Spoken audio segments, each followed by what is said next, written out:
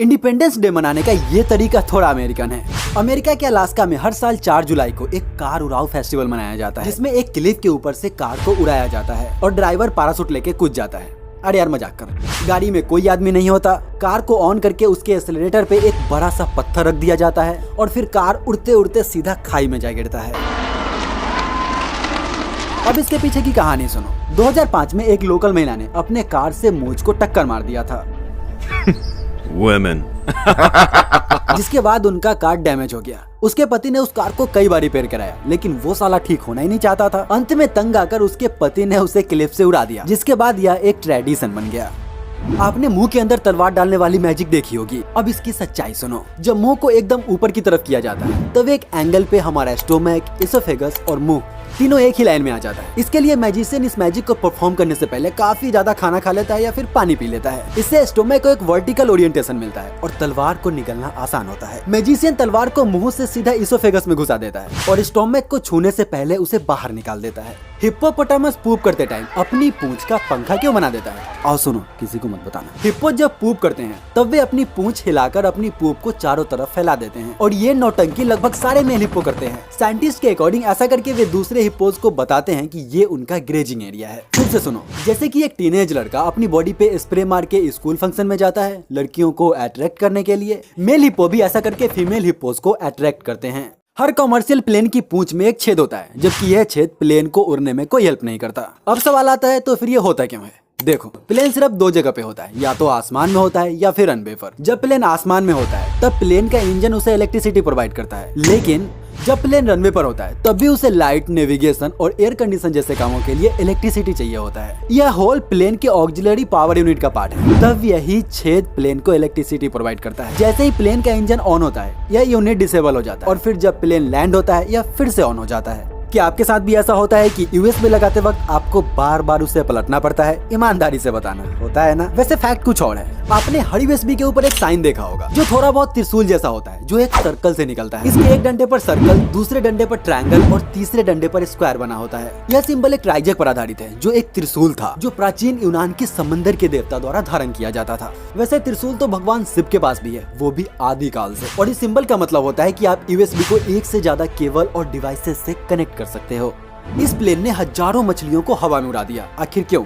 बताता हूँ। यही काम पहले घोड़ों द्वारा किया जाता था। उटा के रिमोट लेक में जब मछलियाँ खत्म हो जाती थी तब एक बहुत बड़े दूध के कैन में मछलियों को भरकर घोड़े पर लाद दिया जाता था और उस लेक में जाके ड्रॉप कर दिया जाता था। आज यही काम प्लेन द्वारा किया जाता है। जब हाई अल्टीट्यूड के लेक्स में मछलियाँ खत्म हो जाती है तब अमेरिका के वाइल्ड लाइफ ऑफिशियल इन लेक्स में मछलियों को रीस्टोर करते हैं। इसके साथ दूसरे इक्वेटिक एनिमल्स को भी डाला जाता है। इकोसिस्टम बनाना भी तो जरूरी है ना।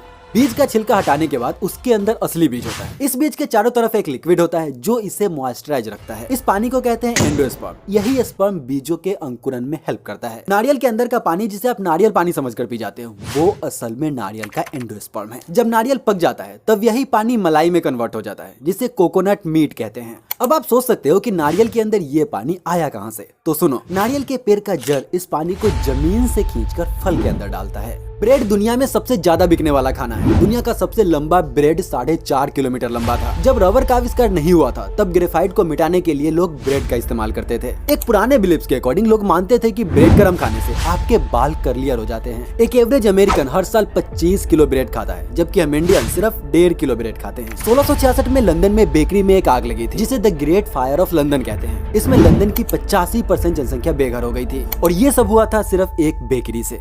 मच्छर को तो हम आसानी से पकड़ लेते हैं, पर मक्खियों को पकड़ना इतना मुश्किल क्यों होता है? बताता हूँ। इसका राज छिपा है मक्खियों के इन आंखों में, जिसमें 6000 से भी ज्यादा छोटे छोटे इंडिविजुअल लेंस होते हैं, जिनकी मदद से मक्खियाँ कलर स्पेक्ट्रम और पोलराइजेशन को देख लेती है और इन्फॉर्मेशन को हमसे काफी फास्ट प्रोसेस कर देती है। वैसे इसकी एक और वजह है, सुनो। हाउस फ्लाई का विंग्स उसकी बॉडी के मुकाबले बड़ा होता है, जबकि मच्छर का विंग्स उसकी बॉडी के मुकाबले काफी छोटा होता है, इसलिए वो भाग नहीं पाता।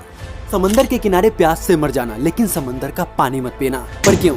क्योंकि समंदर का पानी पीने से आपकी बॉडी में पानी की और कमी हो जाएगी। बताता हूँ कैसे। समंदर के पानी में काफी ज्यादा नमक होता है। पानी पीने से यह साल्ट सीधे आपके ब्लड में मिक्स हो जाता है। अब किडनी का काम होता है इस नमक को रिमूव करना, और यहीं पे आती है प्रॉब्लम। नमक को रिमूव करने के लिए पहले आपको उसे डाइल्यूट करना होता है। इसके लिए आपको और ज्यादा पानी पीना पड़ेगा और आपको जोर की प्यास लगेगी। पानी पानी पानी पानी। बट आपके पास तो पानी है नहीं।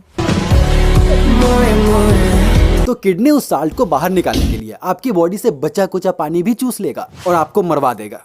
विभाजित होने वाले मॉलिक्यूल से लेकर बिना आंख वाली मछलियों तक और फिर डायनासोर से लेकर आज हम तक, ये है इवोल्यूशन। बट आपको पता है आगे क्या होने वाला है? बताता हूँ। 1000 साल बाद हमारी धरती की जनसंख्या आज से दोगुनी हो जाएगी, यानी कि 14 बिलियन। तब हम आज से लंबे होंगे, लेकिन हमारा वजन कम होगा, हम ज्यादा दिन तक जिएंगे, हम आज के मुकाबले कम एग्रेसिव होंगे और हमारा दिमाग आज से छोटा होगा। तब एडवांस फूड होंगी जो कम खाने पर भी हमारी भूख को खत्म कर देगी और हम अर्थ के नेचुरल रिसोर्सेज पर कम डिपेंडेंट होंगे। 10,000 साल बाद ग्रीनलैंड का सारा बर्फ खत्म हो जाएगा। टेम्परेट जोन में मौजूद किसी भी पहाड़ के ऊपर बर्फ नहीं बचेगा। समंदर आज से 170 फीट ऊंचा हो जाएगा और ये सब होगा ग्लोबल वार्मिंग की वजह से। और आज से 1 बिलियन साल बाद ग्लोबल वार्मिंग बेकाबू हो जाएगा, क्योंकि तब पृथ्वी का टेम्परेचर 7 डिग्री से इंक्रीज कर जाएगा। हमारी धरती शुक्र से भी ज्यादा गर्म हो जाएगी और तब हमारी धरती पिघलकर नष्ट हो जाएगी। वैसे एक स्टडी के अकॉर्डिंग हमारे लिए 1000 साल तक सरवाइव करना ही मुश्किल है। इस वीडियो के लास्ट में मैंने 2 काफी इंटरेस्टिंग वीडियो डाला है जिस पर क्लिक करके आप अपना नॉलेज और बढ़ा सकते हो। जय हिंद।